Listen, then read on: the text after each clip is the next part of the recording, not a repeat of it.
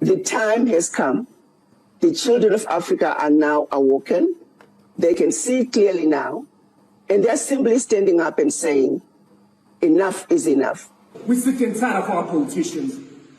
My brothers and sisters, the time has come for us to stand up. Stand up where we are. Brothers and sisters, let us listen to the full speech from Dr. Arikana Chihombori, Coup, and then we'll come back. If you look at the previous coups, those were orchestrated by Western powers, majority, of course, orchestrated by France. They had their own intentions, in a few quite documented very well. The leaders were trying to do what was ultimately best for their people, and those leaders were assassinated. The difference between these coups are coups being led by our people. The people have spoken. The people now truly understand the issues. The people are standing up to say what has been going on is unfair, is unacceptable.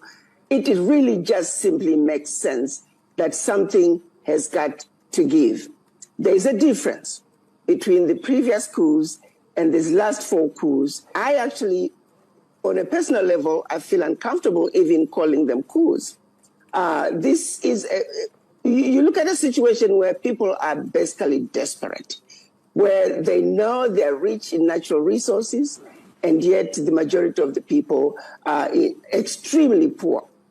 How long can that situation be sustained before the people finally wake up and rise up? That is what's happening. And I would like to call what's happening in these 4 countries as an ideological realignment of their economic, of their political, of their social values. At some point, if you look at the situation with the former French colonies, before even a president comes to power, there are certain no-go areas that the president must not touch, because if you do, you may not live to see the end of the day. Areas like the military, areas like, of course, the finances and the reserves that must be deposited with the French treasury, areas of the natural resources. So if you are a president, an African president, who is coming to power, and you are told, as long as you stay away from discussions pertaining to their presence, military presence in the country, training of your military by France, equipping of your military by France, don't talk about the natural resources, whose the French companies have the first right of approval. Do not talk, and make sure you continue to deposit your bank reserves with the French central bank. If you avoid those areas, then you're free to run your country any which way you want. Now, what kind of a leader is that? What environment are you going to be occupying and managing and running your country with all those major areas of economic development no longer accessible to you?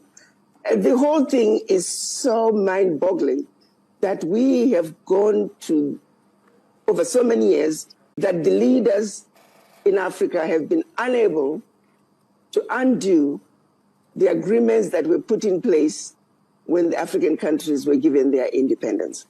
It is unbelievable that to this day, you can have a country like Niger to be the 2nd poorest country in the world, and yet all their resources are going to France. Most of Niger is not electrified, while their uranium is electrifying France and Europe. You can take one after the other after the other. At every level, it's unfair, it's unacceptable, and I don't even know how the Western powers could really go to sleep every day knowing of the carnage that the havoc they're creating in Africa, and hope that this will go on forever. The time has come. The children of Africa are now awoken. They can see clearly now, and they're simply standing up and saying, enough is enough. So yes, we don't like coups, but the last 4 coups are very different in the sense that the children of Africa are very clear, because they are the ones standing up and saying, We got to take back our country. We need to defend our turf. What's right is right. What is wrong is wrong. We can no longer continue to be exploited. That's what makes this different. It's not influenced by France. The coups are not influenced by any nation. It's simply people standing back and saying, we're taking back what belongs to us. And that's what makes these coups different. And I'm uncomfortable calling them coups. I'm calling them instead ideological realignment of our economic, political, and social values. The children have risen, and the children are speaking, and the citizens themselves are backing those who have led the uprising. And it is a warning to the Western powers that the African Revolution has begun, and those who are going to align themselves with the people are those who are going to survive the revolution that's taking place in Africa. The same is true with the African leaders as well. Those who will align themselves with the wishes of the people are the ones who are going to survive this revolution as well. I do believe the African Revolution has begun, and those who cannot see the writing on the wall, they will not survive this revolution. There is no turning back. The children of Africa are rising. The children of Africa understand the issues, and this time they're going to the streets, not along party lines. They're going to the streets united as citizens of Niger, as citizens of Mali, Burkina Faso, Guinea, because they understand that this particular fight has got to be dealt with from a national level, and I hope with time it'll be dealt with from a continental level, because the exploitation of the continent has got to stop. And this time it is the children of Africa Hope who are you listened speaking, and you understand and the well world the speech better listen and the up. words from Dr. Arikana Chihombori Kwao. And she insisted that let us use now another way to liberate the child of African, to liberate the continent of Africa, and not only by using this way. So, brothers and sisters, I hope we all know that Africa is the continent of resources. Africa is rich in terms of resources, but when you see the lives of Congolese, there is just uh, sad to see that the Congo is with all minerals and natural resources, but still Congolese are living in that bad condition. But the problem is not for Congolese. The problem is the system that imposed by these Westerners to our continent, that the system must work for them and not for we African. So we need to select, or we need to support all those good leaders who understand the system, and those leaders who may change it to be the benefiting to the Africans first, not for these Westerners. So, brothers and sisters, the time is now for we young Africans to raise our voice and join our hands to unite this continent to the Africa that we want. You know, sometimes we fail to achieve our agendas, or we fail to achieve our our goals because we are not united, and every country in Africa battling its war, her war itself.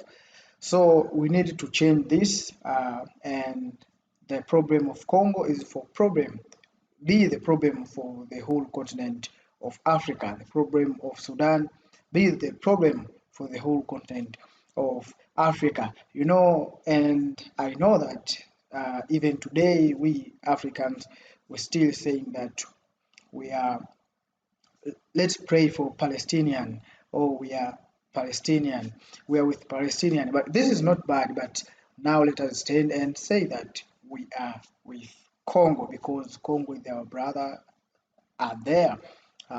Also our sisters are there in Congo. So once our Congolese relatives are suffering, let us be on the part of them that we all suffering, and let us make these changes to in a positive way, and end of the day we can make the great continent as we expect, and this will help us to achieve our goals, the continental free trade area, You can see now there is no peace in Congo, so you cannot pass there with your goods, with your people to another country because there is a conflict in Congo. So even this will not work because we are not united, and we still leave Battle of Congo fight themselves and not as Africans. So brothers and sisters, let me end here. I hope you listened well, and I hope you have